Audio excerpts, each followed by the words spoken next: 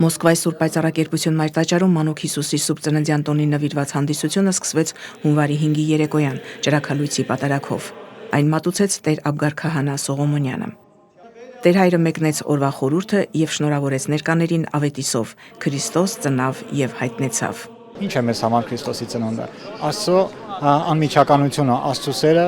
եւ Աստծո հայտնությունը մեր կյանքում եւ այդ հայտնությունը թող բոլորի սրտերում լինի։ Իրապես թող Քրիստոս հայտնվի մեր կյանքում, իր լուսով լուսավորի եւ իր ճշտմարտությամբ մեզ ամրացնի, որպեսզի մենք ամեն տեսակ փոթորիկների, ամեն տեսակ թողոպոհի մեջ կարողանանք գտնել այդ ճանապարհը, լույսի ճանապարհը եւ դեպի Քրիստոս տանող ճանապարհը։ Պատարագի ավարտին թեմակալ առաջնորդ Եզրաս Սրբազանը վերստին շնորհավորեց բարեպաշտ հավատացյալներին հոգենորոք տոնի առիթով եւ Սուրբ Սեղանից իջեցրած լույսով, որպես օրհնության խորհրդանիշ վառեց մարդկանց մոմերը։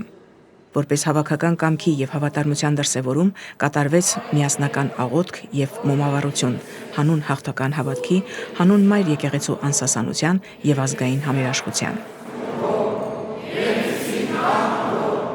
Միասնականության եւ հավատարմության եւս մեկ արտահայտություն էր մարդկանց ակտիվ մասնակցությունը Սուրբ Էջմիածնի եւ Վեհափար Հայրապետի համար կազմակերպված զորակցության ստորագրահավաքին։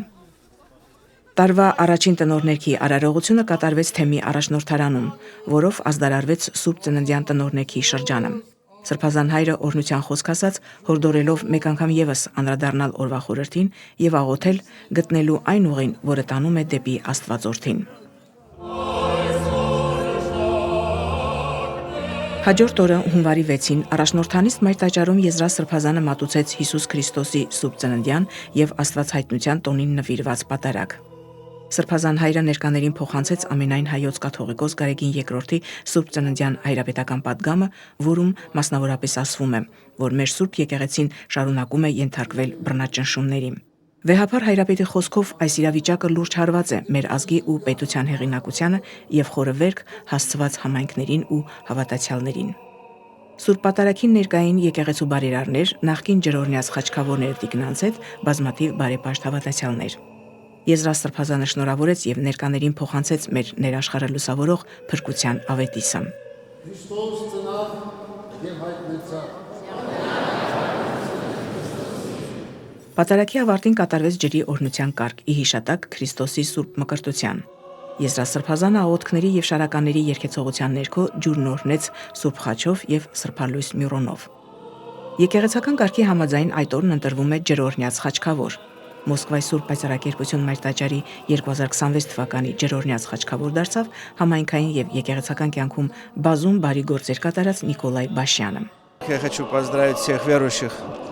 Ես ուզում եմ մեր ժողովրդին շնորհավորել այս լուսավոր տոնի առիթով եւ մաղթել, որ եկեղեցու համար ծանր այս ժամանակաշրջանում լինեն միասնական եւ առավել ուժեղ։ Ճակատագրի բերումով հայության մի հատվածն այսօր ապրում է Ռուսաստանի Դաշնության տարածքում, Մոսկվայում ու մեզ բոլորիս միավորում է Եզրաս Սրբազանը։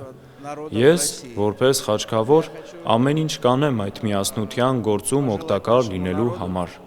Ջրօրհնեքի արարողությունից հետո մյուրոնով սրբագործված ջուրը բաժանվեց ժողովրդին։ Իմ ձեռքում սուրբ ջուր է, ես այն տուն եմ տանելու։